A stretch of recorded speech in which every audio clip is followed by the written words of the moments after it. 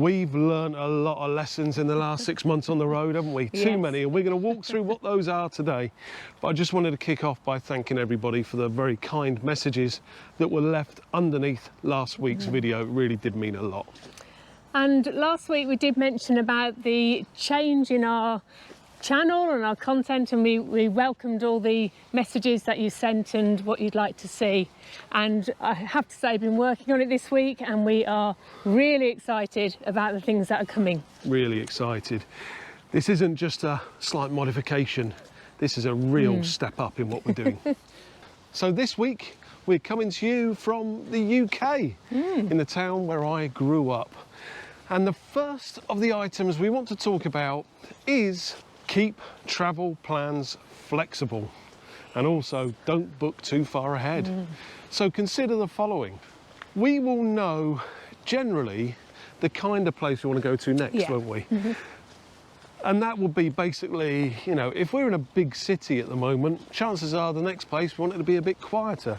Or if we're at the beach, next place, we would like to be maybe in the countryside or in a city. So we know that kind of thing. But when you're doing long-term travel, you're not going to and from a place. What you're doing is you're going to a place and then on to somewhere else and then on to somewhere else. So the other things we've got to consider is what's the place after the next place? And also, do we have an end game in sight? Is there an event that you've got planned or booked that you're aiming to get to? In which case, it's not just, oh, we like the look of this, let's go there. We've got to think about the stepping points that get us to that event point. When we were in Mexico, we had a plan of heading south. So we were looking to go across to the west coast, down to Oaxaca, and then from there we were going to go to Colombia, Panama, Peru, and Brazil. That was our outline plan, basically. But our UK address, now we don't have a home in the UK, so we use somebody else's address as our figurative home, if you know what I mean. And those people moved house, which was great news for them, but a bit of a challenge for us because we couldn't really move house easily. And the concern that we had was banking and doctors and all that kind of stuff. What we needed to do was come back to the UK to ensure that we can change bank accounts and change doctors with ease. We had this plan of heading south, but at the same time, COVID, which has been a challenge for us all, hasn't it, was telling us that the UK were closing borders to everywhere south of Mexico, including Mexico. And if we wanted to be able to get back into the UK, the only route would have been via the US. We knew we needed to be back in the UK. Only for a week or two was our plan. So that's the reason we headed to North America. So we had to remain flexible. What's the learning on this one, Sarah? Yes, always remain flexible and don't plan too far in ahead at all. The other thing is research, research, research. Funny enough, when you buy a house, it's all about location, location, location.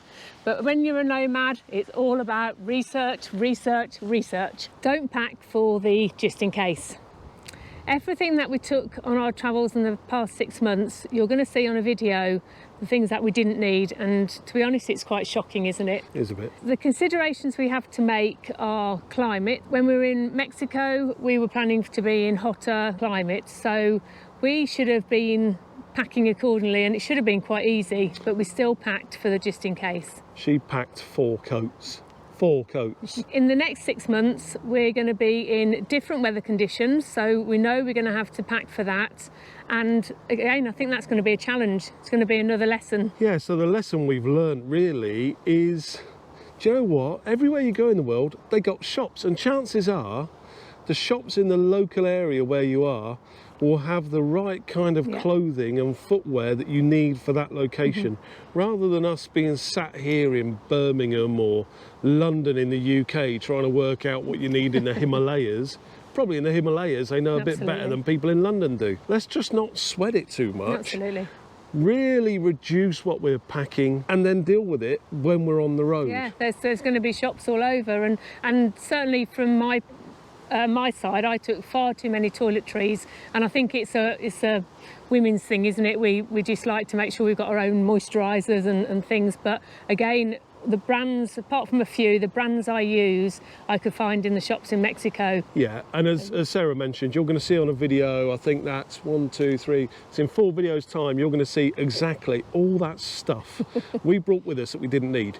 And they say there's no such thing as bad temperature, it's bad clothing or something like that. A bit like now, where I'm sat out here in just a sweatshirt in the freezing cold of Britain with the wind whipping around us. Sarah's got a coat on. We're by a lake as well, so that's not helping. The sun's trying to come through, but it's not warm. Yeah, so I've got an idea for a place we can go to, which is indoors and will give us a bit of space to talk. So let's move on, and when we come back, we will tell you what the next lesson is we learned.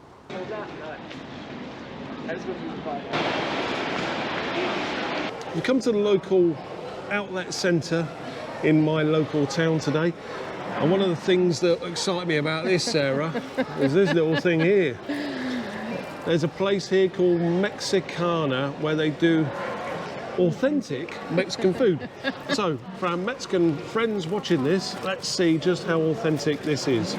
I don't actually remember seeing a burrito in Mexico, really. Not really. But here we go, this is authentic Mexican, and we also got a drink. We've got a Coke, and Sarah got a bottle of water. Thank you.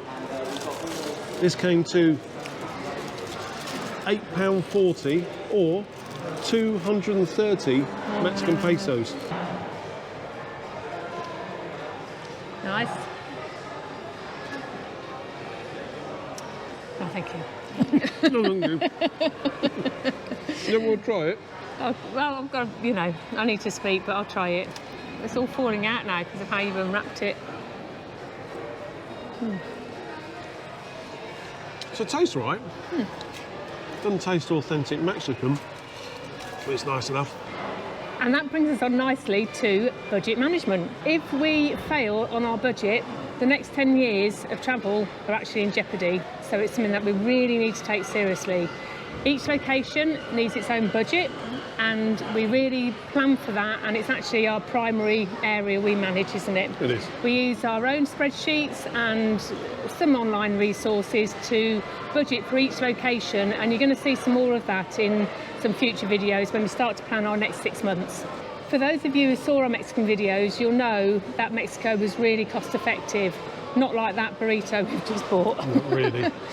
And as such, our budget went a long way, and we felt very comfortable. We were sort of cruising along with our daily budget. We knew we were doing okay.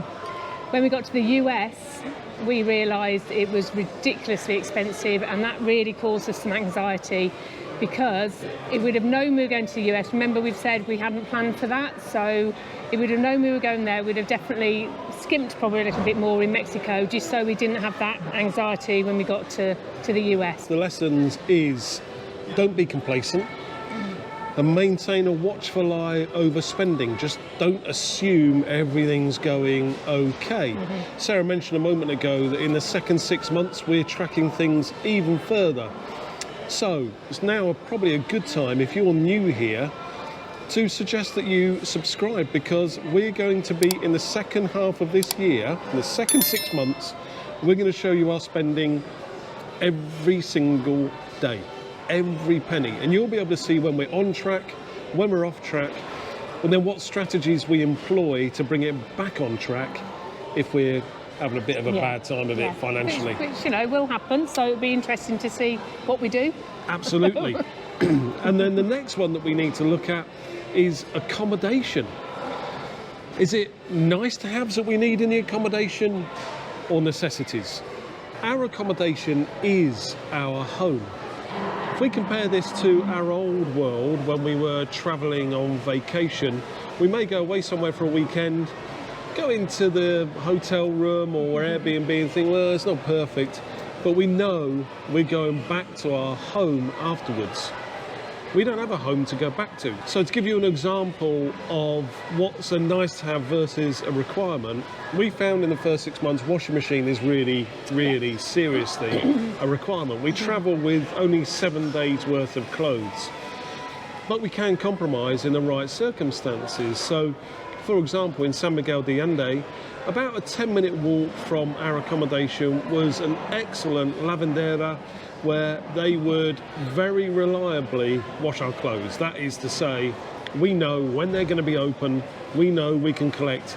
If they were closed when we went to collect, we had nothing to wear tomorrow, which would be a bit of a challenge. So the main lesson is, where can we safely compromise? As Neil mentioned, the lavandera, that was an easy compromise to make because we knew we'd have that service. We've got certain requirements, haven't we? Yeah, we've got requirements such as Wi-Fi. We're YouTubers, we've got to have strong Wi-Fi. As we say, washing machine, unless there's a lavandera. We need to know that we've got a comfortable table and chairs because we spend hours editing and planning our YouTube episodes. And we need it to be a clean and uncluttered space because an uncluttered space is an uncluttered mind, meaning we can get on with our lives. I'm laughing because it'll be uncluttered until you arrive. Bit nasty, Sarah, no need for that. What's the next one we're talking about if you're so clever? Make local connections. Yes, so consider this. When you get to a new location, time spent making connections with people who actually live there is absolutely critical. And that could be expats or locals in the area. Tell me, have you ever done this? Because we do this all the time. You go on vacation somewhere, you're there for a week or two, and you have a fine old time, everything's great, and then on your last night, you find a little restaurant somewhere, and you go in there, you have a wonderful meal, and you say, that's the best meal we've had. Why have we found that on the last night? I've got a little tip for you on that. If you do that, whatever you were planning to do on your last night, do it on your first night, and then you find the best. If only. Yeah, life isn't really that good, is it? It doesn't really work out that way. So, through this making local connections, what are the lessons that we've learned?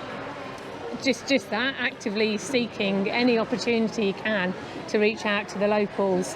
For example, you saw in Mexico, we went to Mezcal Art. We knew nothing about mezcal, and we could have easily just tried it in a bar sitting after a meal or whatever, but we just thought, no, we want to reach out to a local business. And we had such a fantastic day, learned loads about mezcal, and that was a connection. We've made good friends, and that's the way to do it. Even if you don't want to do that, just reaching out on Facebook, get involved in different groups, different expat groups. The locals are the people who have the information, so that is valuable when you're on the road travelling. And just to wrap this one up, on our travels, we're going to be going to places, some of the places are really well known, but you probably will have learned from when we were in San Miguel, we don't want to do the same videos that you see of here's the centre, here's the main events that happen in this location. We want to see the other side of these amazing locations. And in fact, we're going to share with you very soon exactly what that next 6 months of travel is going to be. And the first place is a pretty popular place, but our objective when we're there is we want to find what are those hidden gems that you wouldn't see if you were just coming for a weekend or a week. We can only do that by making connections with locals. So that's going to be our first objective when we get to town. So after that, what's the next lesson that we've learned, Sarah? World travel doesn't mean first class all the way.